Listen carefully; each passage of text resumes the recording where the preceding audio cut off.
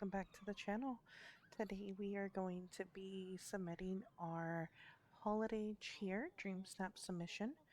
This dream snap is a decor challenge. It says spread a little holiday cheer as you decorate your valley, and it has 5 mandatory traditional tags, 5 simple, suggested red, and playful. So with this, I have already been decorating my frosted heights. Prior to this, there wasn't really much here. Mirabelle's giving us some music for the video. There wasn't really much here, but through the Disney Dreamlight Valley community, if you know Doing Deaf Things, they host photo challenges within the community. I did one in November, and then I'm taking part in this month's, which is Dreamlight Wonderland 2023. So every single day there's been a prompt, and a lot of it I've been doing in my Frosted Heights. So I have a whole new holiday market, which is what I used for my Jean Dreams submission. I have an ice skating rink back there to the right. I have completely updated around the pond. What you cannot see to the right of this frame here is the house for Anna and Kristoff, and apparently Olaf. And the little pond there, I have a little scene set up of building snowmen. I have a hot cocoa cafe, and to the left of here, a tree farm, a little tree farm for finding trees. It doesn't always look exactly like this. I have moved the Christmas tree back there near those ice pillars or frozen pillars to be more in the middle. I've used the vine wall to kind of camouflage in the back. This place really shows that everybody's special in their own way. Well, thank you. The blue wall that Olaf was back in that room, so I used the vine wall to cover that up because it did kind of peek through. And I found a home for my Frosted Fortress, I think is what it's called. And of course, tons of snow trees and snow clouds. But I just wanted to give some tips and tricks in this video, I think, more than anything, since I've already fully decorated this area and knew I wanted to use it. The first thing I usually do when I am doing my dream snaps is decide whether I want to do it outside or inside. And with that being said, decor challenges I find are the easiest to get the highest, the scoring at least, or like the base score and the suggested tags if you do it outside. Because what you can't see is I've stashed away a ton of different items that fit the tags in addition to what I already have behind my cocoa bar area. That way I can boost it up as much as I can so that I am going to get as high of a base score as I can, so that even if I don't get a ton of votes, hopefully the base score can kind of help me out. Secondly, I always consider it a holistic photo challenge. So with that being said, I will, even though this is a decor week, I try to pick an outfit that kind of fits the theme.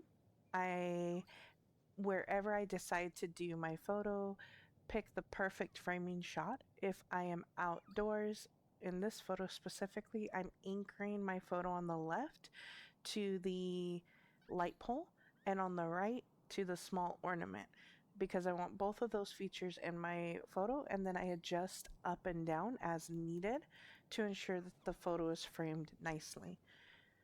If I am indoors, I want to ensure that none of the black border is showing in the photo, whether that means going into free mode or continuously angling, zooming in, zooming out until I get the perfect frame to where none of the black border is showing.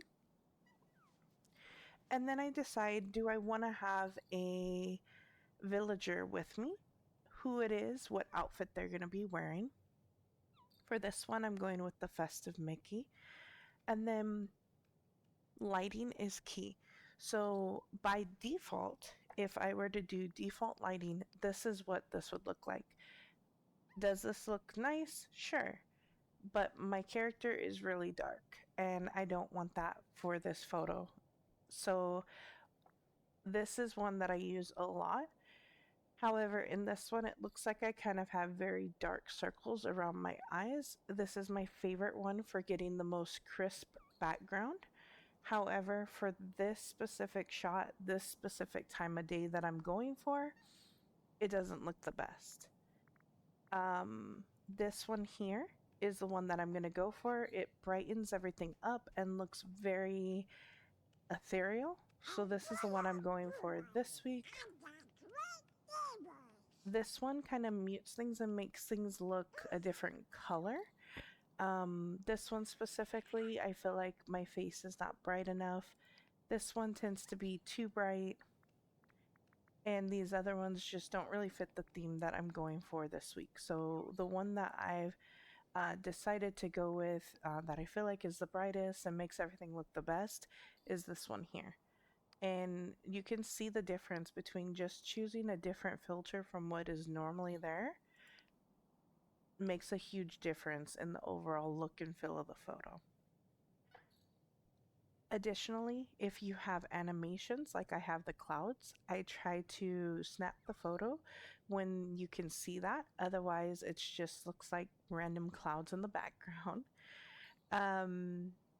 If you have characters roaming in and about, making sure to try to catch them when they're in a good animation or where you want them to be. That tends to be the most difficult part of the process for me, is just trying to get them to do what I want. And then thinking about the picture as far as depth. So in the background, we can see the fortress, we can see trees, the market is blurred out, the ice rink is blurred out, but it's full, but it's not overly crowded. A lot of people, oh, Donald is fishing, that's kind of cute. A lot of people do the very cluttered look, and I am not the biggest fan of.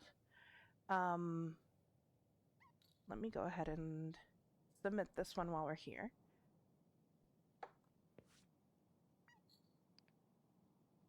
Just because I don't know if we'll get another good shot.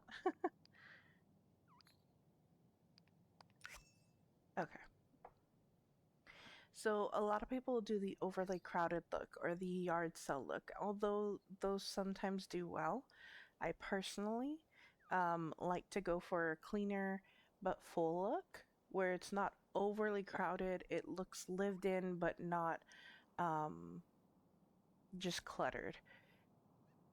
Another thing that I kind of take into consideration is the composition. So not just full, but that every kind of part of the photo has some visual interest.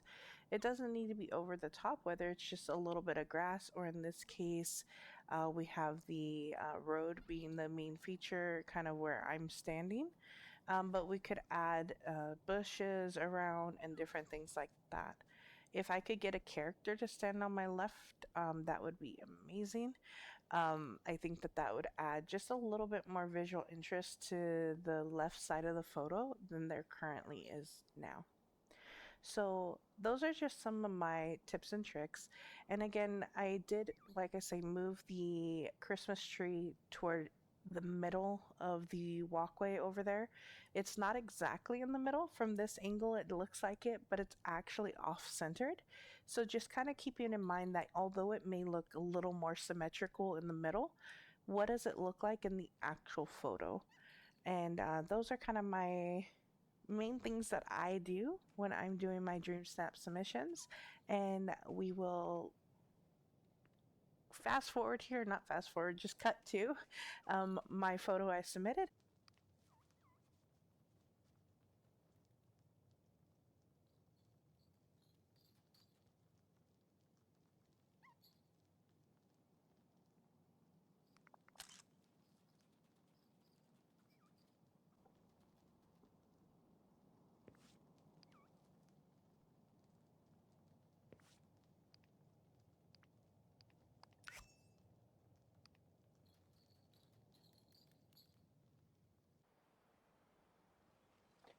So that will do it for this week's DreamSnap submission. We ended up submitting this as our DreamSnap submission.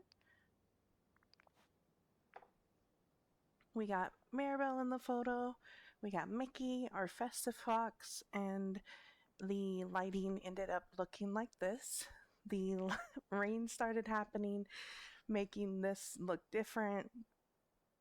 Tried a different, darker photo, but this is what we ended up going with. I absolutely love it. I wish there was more snow in the background, but I couldn't pass up having Maribel in that location. So that's what we ended up going with. I hope you guys liked it, and I can't wait to see what you all came up with for this DreamSnap submission. See you guys later. Bye!